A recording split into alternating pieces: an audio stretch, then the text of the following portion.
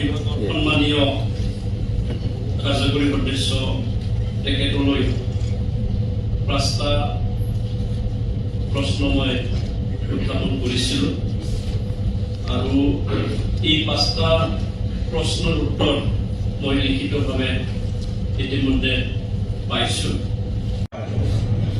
गासै मोनबा माखासे गोनां सोंलु बिथाङा थिखांदों आरो बिथांनि सोंलुफ्रा फ्राय इम्पर्टेन्ट मोनफा सोंलु होननानै आङो बिबेचना खालामदों।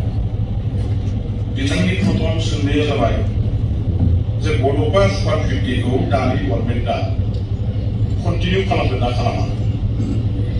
आङो बेवहाय क्लियारलि दिनैनि बे हाउसखौ रैखा खालामनानै फोरमायनो सानदों जे बड'फा सुपार 50 फैनायनि सिगां मानगोनां हाग्रामा महिलारि बिथांनि दैदेननायाव 2005 निफ्राय 2015 सिमहालागै जि गभर्नमेन्ट दंमोन बै समनि बे लागातार मोनथाम टार्मनि गभर्नमेन्टआवनो जोंनि गोरिब गुन्द्रा न'खरनिफ्राय फैनाय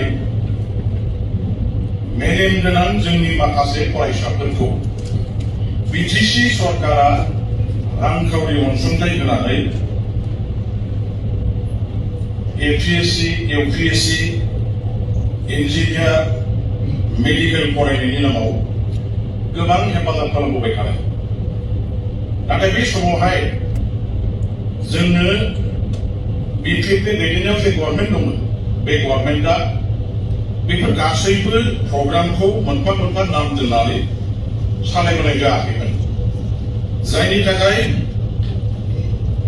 जदिउ सरकारनि मोनसे मोनसे पपुलार आसनिमोन होमब्लाबो बेखौ साधारन आइ आफा रायजो राजा मानसिफ्रा मोजाङै मिथिनायनि खाबुखौ मोनाखैमोन। दा फैयै जों नुदों जे थांनाय बे 15 बोसोर बिजेपि सरकारनि आमोलाव सरकारि बाहागै रां अनसुंथाइ होनायनि गेजेरजों जेखिनि गरिब गुन्द्रानि न'खरनिफ्राय फैनाय फरायसाफोर बिथांमोनखौ जे फरायनायनि खाबु होदों गुबुन कचिं सेन्टाराव जे फोरोंनाय जादों बिथांमोनहा फ्राय गोबाङानो आईआईटि मोनदों एनआईटि मोनदों इन्जिनियार फरायनायनि डक्टर फरायनायनि बे खाफालखौ बिथांमोनहा मोनबोनो हादों।